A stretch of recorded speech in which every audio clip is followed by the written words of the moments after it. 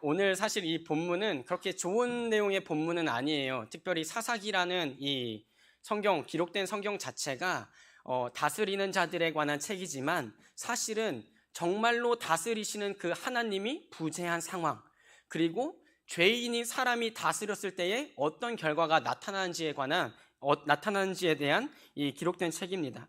근데 오늘 사실 사사기 1장에서 사실은 문제가 먼저 생깁니다. 오늘 다 다루진 않았지만 1장에서 보면 하나님의 약속은 무엇이었냐면 너희가 그 약속된 땅에 들어갔을 때에 다 이방 민족을 다 쫓아내라, 다 죽이거나 쫓아내라, 그들과 언약을 맺지 말라. 이 약속이요 사실은 신명기에서부터 기록되던 말씀이에요. 특별히 이 여호수아도 이 자신이 고별설교에서 이렇게 기록합니다.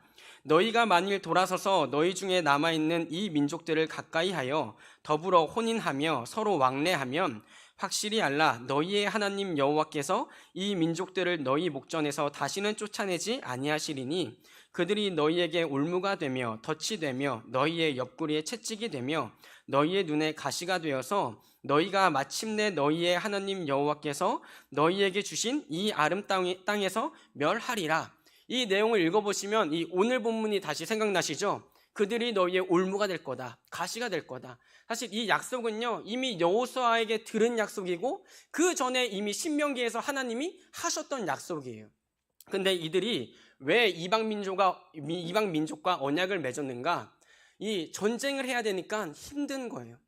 그래서 그들이 이 이스라엘에 하나님이 함께 하시니까 전쟁마다 다 이기는 와중에 이스라엘의 지파들이 서서히 이 전쟁을 포기하기 시작합니다. 그리고 이방 민족들이 엎드려서 들어오는 거예요. 우리가 너희 아래서 노역을 하겠다. 우리가 너희의 노예가 될 테니까 우리와 같이 살자. 이 1장 후반부에 있는 내용입니다. 근데 그 일들 후에 사사기 2장에 어떻게 기록되어 있습니까? 여호와의 사자가 길갈에서부터 보김으로 올라와. 사실 이 보김의 지역이 정확히 어느 곳이다라고는 나타나 있지 않습니다. 하지만 길갈이라는 곳은 당시에 하나님의 언약궤가 보관되어 있던 장소입니다. 그럼 여호와의 사자가 어디서부터 출발해서 이스라엘의 백성에게 왔어요? 하나님의 언약궤가 있는 그곳에서 출발해서 이스라엘이 패역한, 그리고 이스라엘 백성들이 타협한 지역에 와서 지금 그들에게 너희들이 언약을 파기했다고 최후의 통첩장을 날리고 있는 것입니다. 그 내용이 무엇입니까? 너희의 조상들에게 맹세한 땅으로 들어가게 하였으며 또 내가 이르기를 내가 너희와 함께한 언약을 영원히 어기지 아니하리니. 지금 이것은 하나님의 관점에서 한 약속이에요. 나는 너희와 한 약속을 영원히 어기지 않을 거야. 근데 2절입니다. 너희는 이 땅의 주민과 언약을 맺지 말며 그들의 제단들을 헐라하였거늘 너희가 내 목소리를 듣지 아니하였으니 어찌하여 그리하였느냐. 여호와의 사자가 와서 무슨 얘기를 합니까? 하나님은 여전히 신실히 언약을 지키고 계신데 너희가 하나님의 언약을 파기했다, 너희가 불순종하였다 라고 얘기하고 있는 것입니다. 그 결과로 어떻게 얘기합니까? 그러므로 내가 또 말하기를 내가 그들을 너희 앞에서 쫓아내지 아니하리니 그들이 너희 옆구리에 가시가 될 것이며 그들의 신들이 너희에게 올무가 되리라 하였노라. 근데 이 말씀을 잘 살펴보면 그동안 이스라엘이 어떻게 전쟁에서 이겼는가가 분명히 나타납니다. 어떻게 기록되어 있어요? 내가 그들을 너희 앞에서 쫓아내지 아니하리니. 그러니까 가나안 땅에 들어와서 이 이방 민족과 전쟁을 하며 이방 민족을 쫓아낼 때에 그 능력이 이스라엘 백성에게 있던 게 아니었다는 거예요. 하나님이 동행해 주시고 약속하셨기 때문에 그 약속대로 이 땅을 주시려고 이스라엘이 전쟁을 할 때마다 하나님이 이기게 하셨다는 것입니다. 근데 그 전쟁을 누구의 손으로 스스로 그칩니까? 이스라엘 백성이 자신의 손으로 스스로 그치게 됩니다. 그리고 그들과 같이 사는 거예요. 사는 것뿐만 아닙니다. 지금 여호수아의 말씀에서 뭐라고 돼요? 그들과 혼인하며 왕래하지 마라. 근데 이 일이 이스라엘 백성에게 일어나기 시작한 것이죠. 그것을 보면서 여호와의 사자가 길갈에서부터 하나님의 언약궤가 있는 곳에서부터 올라와서 최후의 경고, 아니 이미 끝났죠. 사실상 심판을 해주려고 온 것입니다. 4절 여호와의 사자가 이스라엘 모든 자손에게 이 말씀을 이르매 백성이 소리를 높여 운지라. 그러므로 그것을 이름하여 복임이라 하고 그들이 거기서 여호와께 제사를 드렸더라. 이 5절까지만 읽으면 이제 실수했지만 제사를 드렸으니까 됐어 라는 내용으로 이해될 수 있습니다. 하지만 그 뒤에 6절부터 10절까지는 어떤 내용이 나타나냐면 이제 여호수아 시대의 사람이 다 죽었습니다. 장로들도 죽고 여호수아도 죽고. 근데 그 다음에 어떤 세대가 일어났냐고 설명합니까? 10절에 그 세대의 사람도 다 그 조상들에게로 돌아갔고 그 후에 일어난 다른 세대는 여호와를 알지 못하며 여호와께서 이스라엘을 위하여 행하신 일도 알지 못하였더라. 11절에 이스라엘 자손이 여호와의 목전에 악을 행하여 바알들을 섬기며. 이 본문으로 봤을 때 이런 내용인 것 같습니다. 그들이 여호와의 사자가 최후의 통첩을 날렸을 때에 분명히 슬펐습니다. 분명히 울었습니다. 우리에게 큰 일이 닥쳤다고 슬퍼했습니다. 하지만 그들 가운데 있는 이방 민족은 여전히 쫓아내지 않은 거예요. 분명히 경고를 듣고 하나님께 제사도 올렸지만 여전히 그들 안에 있는 죄의 문제, 하나님과의 약속을 일그러뜨릴 수 있는 그 문제만은 해결하지 않은 것입니다. 그래서 그 위에 선대들이 다 죽고 나서 10절에 어떻게 표현됩니까? 여호와께서 무슨 일을 행하셨는지 알지 못하는 다른 세대가 일어났더라. 그들이 어떤 일을 행합니까?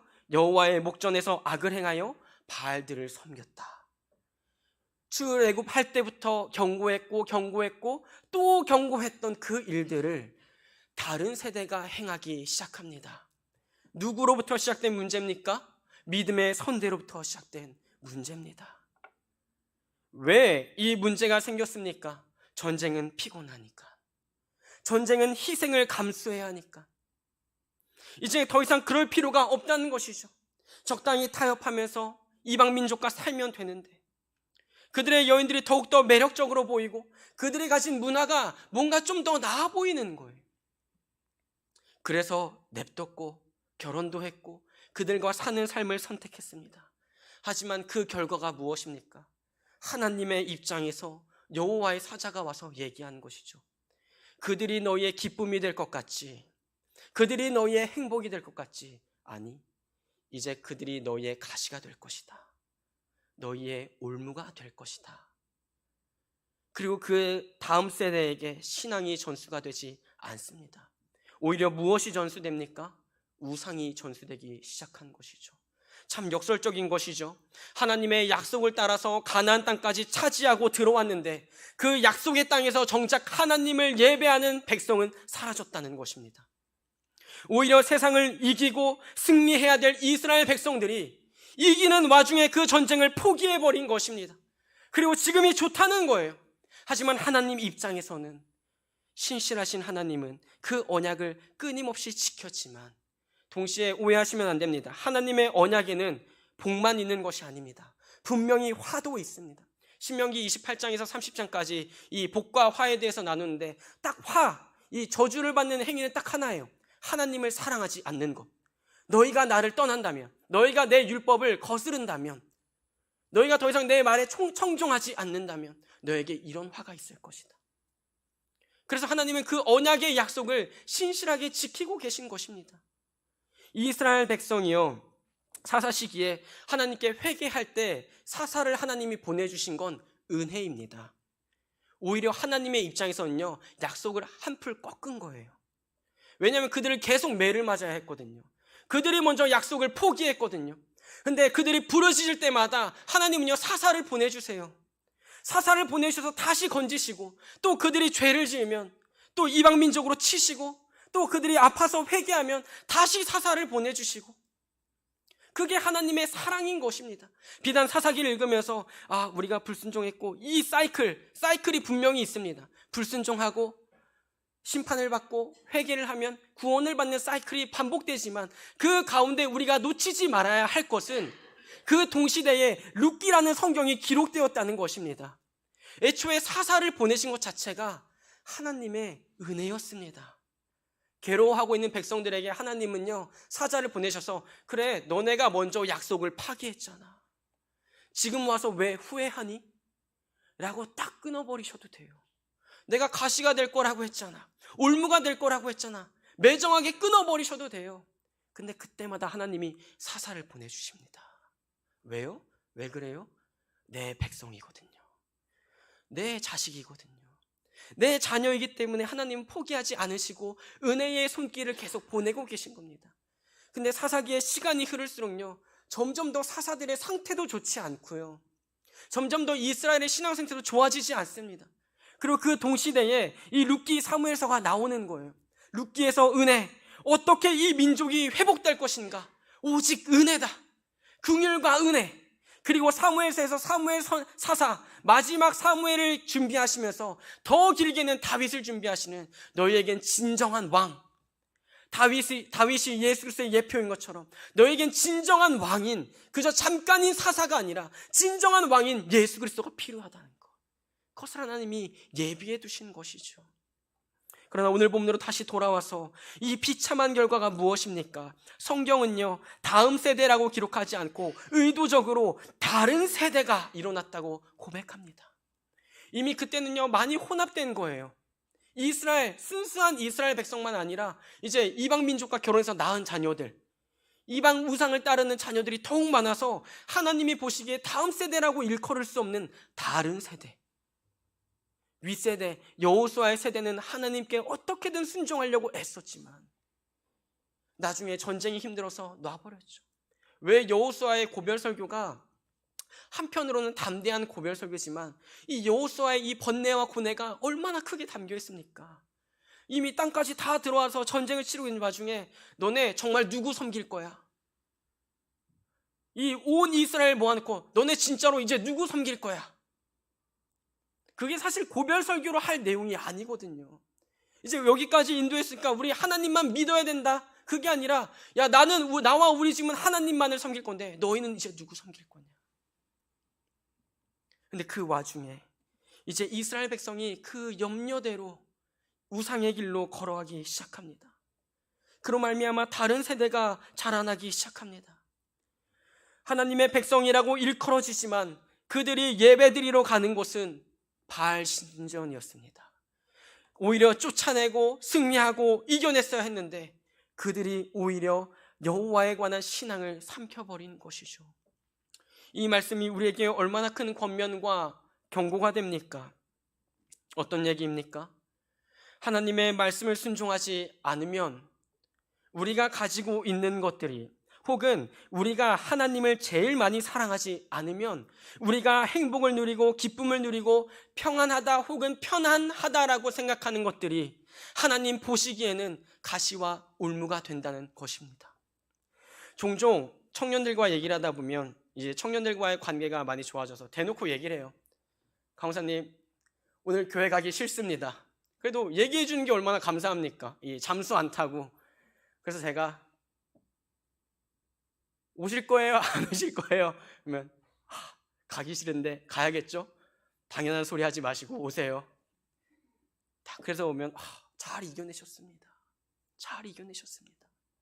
자기 자신과 싸운 일이 얼마나 힘듭니까?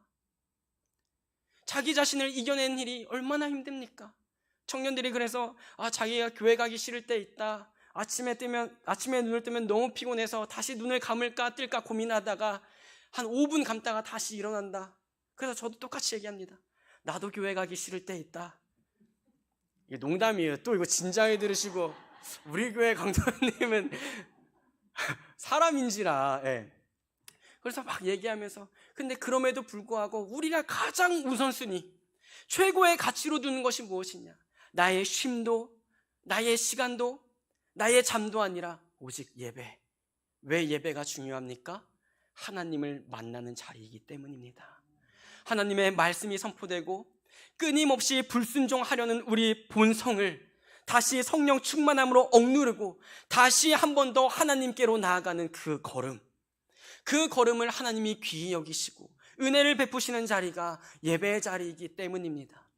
그래서 우리는 세상의 모든 기쁨과 우리에게 평안을 주는 것들이 반드시 있습니다. 하지만 그것들을요, 한쪽 눈을 감고 보는 거예요. 한쪽 눈을 감고 보는 거예요. 나에게 기쁨이 되는 것 같고 내게 평안이 되는 것 같고, 이것이 없으면 성경이 말하는 샬롬이 이루어지지 않을 것 같은 것. 근데 그 대상이 하나님이 아니라면 우린 한쪽 눈을 감는 겁니다. 그리고 남은 한쪽 뜬 눈으로 하나님을 바라보는 것이죠. 그리고 이제 그 상황에서 믿음이 더욱더 성장한다면 이제 두 눈을 다 뜨고 세상을 바라보는 것이 아니라 하나님을 보는 시간을 늘리는 것입니다. 그래서 오늘 본문은 그것을 끊임없이 사사기를 시작하면서 하나님이여 빠짐없이 기록해 두십니다. 너희가 선택한 것이 너희에게 지금 당장은 평안을 주는 것 같고 쉼을 주는 것 같지만 그 선택이 오히려 역설적으로 너희에게 가시와 올무가 될 것이다. 그 안타까운 현실 가운데에 그들이 울었지만, 그들이 제사를 드렸지만, 하지만 그 죄의 문제는 해결하지 않았습니다. 그 결과로 다음 세대의 불순종과 불신앙, 끊임없이 매맞는 역사의 반복이 이뤄지게 되는 것입니다. 오늘 다시 한번 가슴 아픈 마음으로 여러분에게 촉구하고 성령님께서 충동해 주셨으면 좋겠습니다. 주님, 우리 안에 가진 더 싸워야 하고 끝까지 씨름해야 할 문제는 무엇입니까? 이 최근에 학교 사태를 보면서 이런 뉴스를 봤습니다. 5급 사무관인데 이 교사에게 이런 지침을 준 거예요. 우리 애한테는 90도 허리 숙여서 인사시키지 마라. 최대한 윗상전처럼 손을 흔들며 인사하게 가르쳐 주십시오. 그 중간에 하나 있는 그 지침 하나가 아마 대부분의 국민들을 화나게 했을 겁니다. 우리 애는 왕의 DNA를 가지고 있는 애다. 그런 건 어디서 타고나 우리야말로 사실 왕의 DNA를 가지고 있는 것이죠. 하나님의 자녀이니까. 근데 세상에서요, 그 애가 무엇을 배울까요? 그 애가 무엇을 배울까요? 초등학생 애가 무엇을 정말 배울까요? 그리고 그 아이가 커서 정말 인간적이라고 생각되는 사회생활을 할 수 있을까? 참 이해가 가지 않았습니다. 근데 그런 일이요, 한두 명이 아니라는 겁니다. 그저 수면에 대표적으로 드러났을 뿐이지, 이제 자녀가 하나이다 보니까 저도 참 염려되지만 이 하나밖에 없다 보니까 우리 애가 그 지금 학교에서 애들을 왕대접 해주는 거 아닙니까? 왕으로 키워주는 것 아닙니까? 선생님들이 뭐라고 하면 이제 뭐 선생님이고 뭐고 없어요. 뭐 때리기도 하고 나 학대당했다고 신고할 거라고, 뭐 부모들은 또 그 장단에 맞춰서 우리 애가 어떤 애인데 당신이 소리를 지르냐고, 우리 집에서도 잔소리 하나 듣지 않는 애다. 집에서 안 들으니까 학교에서 듣게 되는 거죠. 그게 맞습니다. 지금 이 상황과 세태를 보면서 이 시대에 그대로 따라가는 것이 아니라 정말 우리가 무엇을 위해 끝까지 싸워줘야 합니까? 이 다음 세대가 다른 세대가 되지 않도록 그저 눈물만 흘리는 것이 아니라 이 다음 세대를 위해서 앞길을 열어주는 것이 어른의 사명인 것이죠. 제가 항상 강단에서 쓴소리를 많이 하지만 오랜만에 칭찬 하나 하자면, 저번에 한번 제가 들으려고 막 들은 게 아니라 지나가다가 이 4층에서 어른들이 모여서 이 얘기를 하시더라고요. 우리 세대에 빚 다 갚고 다음 세대에게 부담 주지 말자. 네. 우리 세대에 빚 다 갚고 다음 세대에 부담 주지 말자. 그 얘기를 하는데요, 제가 참 제가 다 갚아드릴 것도 아니지만 제가 뒤에서 기도했는데 권사님들이 함께 해주셔서 또 농담이에요. 또 강선님 네. 좀 그래서 막 이 어른들이 통장에 잘 사시나 보다, 뭐 몇 억씩 쟁여두시나 보다. 근데 제가 그 얘기를 듣는데, 그 얘기를 듣고 이 엘리베이터 타고 내려오면서 주님, 저 고백 받아주십시오. 어떻게든 다음 세대에겐 부담 주지 않고 이 교회 온전히 지켜서 물려주려는 그 마음 하나만으로도 하나님 이 교회 지켜주시길 원합니다. 그게 작년 얘기예요, 작년 얘기. 근데 이 설교를 준비하면서 그 얘기가 생각나는 거예요. 죄송합니다. 여러분 띄워드리려고 여러분 칭찬한 얘기 아닙니다. 그 마음 주신 거 하나님인 줄 믿습니다. 그저 물질뿐만 아니라 여러분의 그 간절한 고백과 신앙 지키셔서 다음 세대에게 이 신앙 지켜줄 수 있도록 우리가 더 힘써 기도해야 되는 줄 믿습니다. 교회를 사랑하는 마음, 교회를 지키려는 마음, 교회를 지키고 정말로 기쁘고 행복한 교회를 만들어서 다음 세대에게 물려주려는 그 행복한 마음, 우리 마음에, 우리 가운데서 그거 살아날 수 없습니다. 우리가 말만 한다고 그것이 회복되고 희망이 될 수 없습니다. 그러나 저는 그 어른들의 고백 가운데서 하나님이 행하실 줄 믿습니다. 우연히 지나가다 그 고백을 들어서 그 고백이 제 마음에 쏙 들더라고요. 하나님, 정말 저 고백 받아주시길 원합니다. 교회가 정말 잘 지켜지길 원합니다. 이 어두운 시대에 한두 명이라도 다음 세대를 지켜내고 온전한 신앙을 물려줄 수 있는 그러한 교회가 평화교회 되게 하여 주시옵소서. 오늘 사사기의 이 결과가 얼마나 두렵습니까? 우리가 세상의 것을 쫓고 세상의 것을 사랑한 그 대가가 행복과 평안이 아니라 하나님 보시기엔 가시가 될 거야, 올무가 될 거야 라고 경고하시면서 끝나잖아요. 그들이 울고 제사를 드렸지만 그 지역을 복임이라고 울더라, 우는 자다, 이 눈물이라는 지역으로 됐지만 그 지명이 왜 붙었을까를 고민하지 않는 세대가 일어난 것입니다. 왜 이곳은 복임이야? 왜 우는 자들이야? 몰라.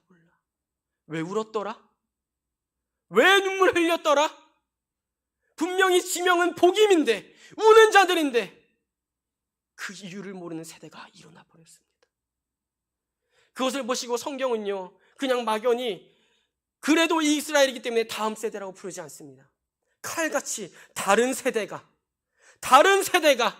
신앙의 전수가 포기된 다른 세대가 일어났더라고 권면하시면서도 그들이 울고 아프다고 얘기할 때 하나님은 사사를 예배해 주셔서 샬롬이 무엇인지를 알게 하시는 것이죠. 사랑하는 성도 여러분, 말씀을 마무리하려고 합니다. 이 시대 신앙이 어두워지고 있고 신앙이 약해지다고 하고 있는 이 시대에 우리가 무엇을 지키려고 지금 예배 자리에 나왔습니까? 저는 저와 여러분과 또 우리 가정과 우리 교회에 다른 것 아니라 주님, 우리가 아직도 잡고 있는 것이 하나님이 아니라면 과감히 놓을 수 있는 은혜를 더하여 주시옵소서. 내 삶의 평안과 내 삶의 여유를 쫓는 것이 아니라 그것이 비참한 전쟁일지언정 다음 세대를 키워내기 위해서, 다른 세대가 아닌 다음 세대를 키워내기 위해서 오늘 우리의 눈물이 필요하시다면, 오늘 우리의 피가 필요하시다면 우리를 사용하여 주시옵소서. 신앙을 지키는 길은 여러분들이 더 잘 알고 계시겠지만 쉽지 않습니다. 매일 2주 저녁 예배할 때 제 친구들이 그거 왜 하냐? 수련회 안 가냐? 수련회 가도 되고 가도 은혜가 될 것이고 안 가도 은혜 될 거지만 제가 생각하기에 기도하면서 매일 예배 드려야겠다. 2주 동안 이제 저희 집은요, 끝났습니다. 제가 이제 교회 출근해서 집에 갔다 오진 않을 거기 때문에 이제 2주 동안 이제 누가 아이를 볼 거냐, 양가 부모님들 막 회의에 들어가시고, 그래서 저는 나몰라라 애초에 목회자가 그런 인생 아니냐, 2주 동안만 그것도 버텨주시면 된다. 그러면 참 감사한 마음으로 애기 봐주시겠다, 애를 보겠다. 그건 이제 가정 일이고요. 저에게 맡겨주신, 그리고 평화교회에 맡겨주신 그 사명을 따라 다음 세대를 2주간 말씀으로 처절하게 철저히 먹일 것입니다. 그래서 간절히 바라건대 어떤 세대가 다른 게 아니라 주님, 이 시대에 이들이 예배자로 하나님 앞에 왔을 때 주님 기억하여 주시옵소서. 그리고 이 다음 세대를 위해 기도하고 있는 믿음의 선배들의 눈물을 잊지 말아 주시옵소서. 다른 것 바라지 않습니다. 2주 동안 많이 기도해 주시고 유초등부 중고등부 많이 기도해 주셨지만 아직 2주나 더 남았어. 2주 더 기도해 주시면 돼. 2주 동안 다 같이 기도해 주시고, 또 그러므로 말미암아 주님, 다른 세대가 아닌 꼭 우리 교회에서 하나님의 다음 세대가 키워질 수 있도록 은혜를 더하여 주시옵소서. 간절한 기도 제목이 남는 우리 교회 평화교회가 되기를 소망합니다.